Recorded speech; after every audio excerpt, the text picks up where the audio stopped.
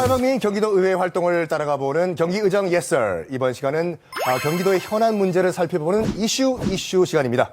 오늘 함께 하실 두 분 소개를 해드리겠습니다. 먼저 성남시를 지역구로 두신 분이죠. 더불어민주당 최만식 의원님 어서 오십시오. 예, 반갑습니다. 네. 자, 그리고 그 옆에는 전 서울시 농수산식품공사 전문위원이셨고 지금은 경기도의회 자치분권위원회에서 활동하고 계시는 백혜숙 위원님 어서 오십시오. 반갑습니다. 반갑습니다. 특히 최만식 의원님은 베테랑이세요. 아이고, 별 말씀을요. 제가 이제 이력을 보니까 일단 시의원 3번, 또 경기도 의원 재선, 오랫동안 지역 정치를 하신 베테랑이십니다. 그런데 그 지역에서 정치하는 것이 솔직히 약간 쉬운 것보다는 어려운 일이 많은데 그래도 보람 있는 순간이 있으셨죠? 아무래도 이제 선거 때 지역 주민들과의 약속, 공약을 지켰을 때가 가장 보람이 있지 않나 생각이 듭니다. 지역 내 학교에 체육관이 없었던 학교에 체육관이 들어서기도 하고 성남시의 경기도 종합체육대회를 유치한다든지 경기도 예산을 성남시에 가져와서 현안 사업을 해결하는 거, 조례를 제정하거나 개정해서 그것이 시행되는 것을 봤을 때 가장 보람되지 않나 이렇게 생각합니다. 맞습니다. 이 공약이라는 것이 이제 공적 약속인데 이 유권자들과 했던 약속을 딱 지키는 순간 정말 뿌듯하죠, 솔직히요. 그렇죠. 예. 네. 또 오늘 함께해 주신 백혜숙 위원님도 경기도의회 자치분권위원회에서 활동하고 계신데 네. 자, 객관적으로 옆에서 보시니까 어떠신가요? 이 경기도의회 의원님들, 네. 전국에 있는 그 지방자치의회들, 다른 시군 맏형 역할을 잘하고 계시죠?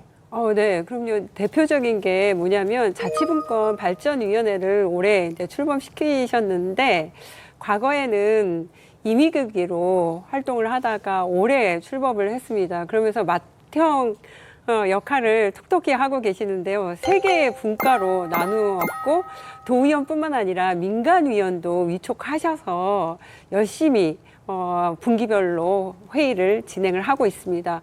그러면서 지방의회법을 새로 제정하기 위해서 열심히 노력을 하고 있고요. 지방의회 발전을 위해서 이제 예산이라든가 조직 구성권이라든가 이런 부분을 갖추기 위해서 국회도 열심히 다니면서 지방의회법 제정을 위해서 열심히 노력을 하고 있습니다. 네. 우리 의원님 동의하십니까? 다른 시군의 맏형 역할. 아무래도 네. 그 17개 시도 중에 가장 의원 수도 많고 네. 가장 또 중심적인 역할을 경기도의회가 하고 있죠. 그 경기도 의회 가운데서도 또 맏형 역할을 또 하고 있습니다. 네. 자, 오늘 두 분을 모시고 함께 나눌 이야기는 좀 굉장히 중요한 이야기입니다. 바로 우리 생명과 관련된 이야기인데 농업 이야기를 좀 해보도록 하겠습니다. 위기의 농업을 우리가 어떻게 살리고 또 미래 세대를 위해 가지고 우리가 어떤 농업 정책을 세워야 되는지. 자, 그럼 오늘의 주제 먼저 화면으로 만나보시겠습니다. 코로나19와 러시아 우크라이나 전쟁, 기후변화로 인한 기상이변 등으로 먹을거리에 대한 불안감이 높아지고 있다. 특히 우리나라처럼 경지 면적이 적은 국가는 농산물의 자급률을 충족시키는 것이 현실적으로 불가능하다. 때문에 전문가들은 식량 안보 정책의 패러다임 전환이 필요하다는 지적을 하고 있다. 이제 식량 안보 정책은 생산, 유통, 환경 등 다양한 사안을 포괄해 통합적이고 다각적으로 진행해야 한다. 또한 지속 가능한 푸드 시스템 구축과 생산 유통 단계의 변화도 필요하다. 식량 위기 시대, 국내 농업의 경쟁력을 강화하고 지속 가능한 농업 정책의 방향을 모색해보는 시간. 경기도의회 최만식 의원과 경기도의회 자치분권위원회 백혜숙 위원의 제언을 통해 식량 위기 시대 농업 정책 방안을 살펴봅니다. 자, 오늘 주제는 식량 위기 시대에 어떻게 농업 정책을 펼쳐 나가야 할까 논의를 한번 해보는 것이 주제입니다. 농업 정책 이야기를 하면 항상 나오는 얘기가 바로 이 식량 안보란 얘기거든요. 맞습니다. 안보라고 하면 이제 국방부 소속의 업무 같은데 이 식량 안보는 어떤 개념일까요? 식량 안보는 이제 식량 자급률에 기초한 개념인데요. 우리 온 국민에게 적절한 먹거리를 안정적으로 안전하게 공급하는 걸 식량 안보라고 이야기를 하는데요. 비상사태, 재난이라든가 이런 위기가 닥쳤을 때 비축을 합니다. 쌀 같은 경우는 45만 톤, 그다음에 콩은 2만 5천 톤가량, 그리고 밀은 14,000톤가량을 비축을 늘 합니다. 근데 이게 FAO에서는 2개월 분량을 비축을 하라고 권고를 하고 있는데 우리나라는 현재 1개월치만 비축을 하고 있는 그런 상황이에요. 그런데 이 식량 자급하고 관련되어 있는 이 식량 안보가 우리나라에서 좀 위기가 점점점 고조되고 있는데요. 왜 그러냐면은 외국에서 수입을 많이 해옵니다, 곡물을요. 특히 이제 여러 나라에서 수입을 해오는 게 아니라 미국하고 중국에 좀 집중되어 있어요. 미국은 22% 수입을 해오고 중국은 12% 정도.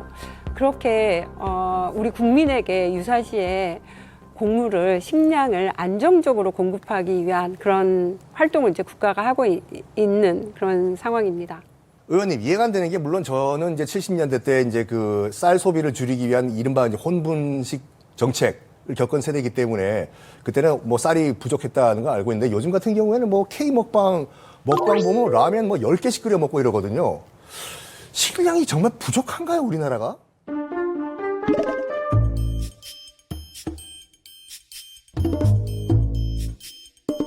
부족함이 없죠.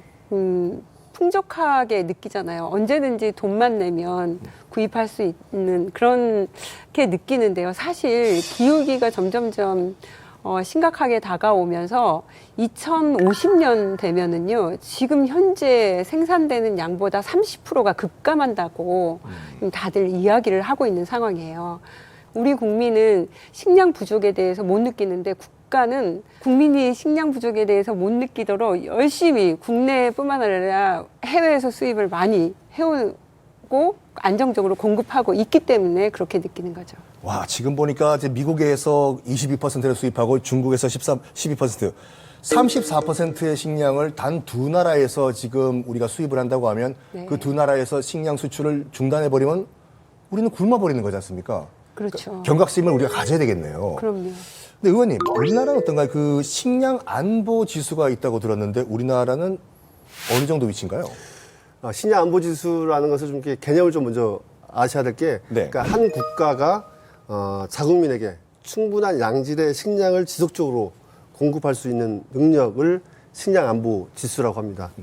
근데 우리나라는 아쉽게도 OECD 국가 중에서 최하위 와, 32위를 기록하고 있어요. 2021년 기준을 보면은 전체 식량 자급률이 44.4%에 달하고 있고, 쌀을 제외한 곡물류를 봤을 때는 20.9%. 그 곡물 중에서 콩은 5.9%가 되고 밀과 옥수수 자급률은 1%대 이하로 명맥만 유지하고 있는 실정이어서 우리 식량 창고가 말 그대로 매우 위태롭다, 이렇게 보시면 될 것 같습니다. 또 특히나 러시아 우크라이나 전쟁이라든지 이제 코로나19 등의 이제 불안정한 이런 국제 정세가 더해지면서 이런 식량 안보 중요성이 어느 때보다 더 높아지고 있다. 아니 그러니까 우리나라의 그 밀과 옥수수 자급률이 1%밖에 안 된다고요? 1% 이하예요. 1% 이하요? 그럼 우리가 먹는 라면, 빵, 과자 이것들은 다 수입된 수입됐대요. 밀이라 이 말씀이시죠? 네. 요즘 밀가루를 끊으면은 불안해하시는 분도 많거든요. 빵 안 드시면은. 그러면 이 쌀 농사에서 그러면 밀 농사로 전환하는 게 어렵나요?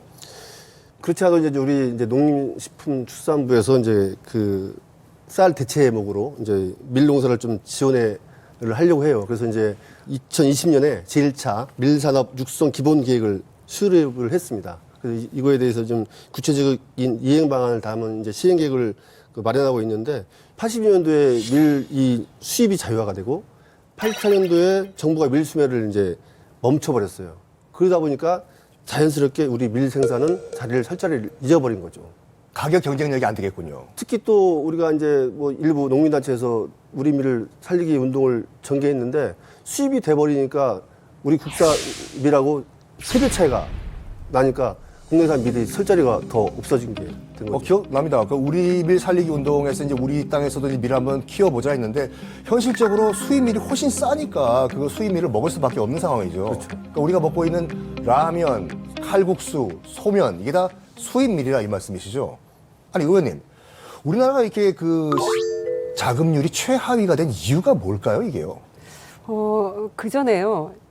식량 자급류라고 곡물 자급류를 좀 구분을 하셔야 됩니다. 네네네. 식량이라고 하면은 우리가 먹을 수 있는 모든 것, 그러니까 곡물을 포함해서 육류라든가 그다음에 임산물도 있잖아요.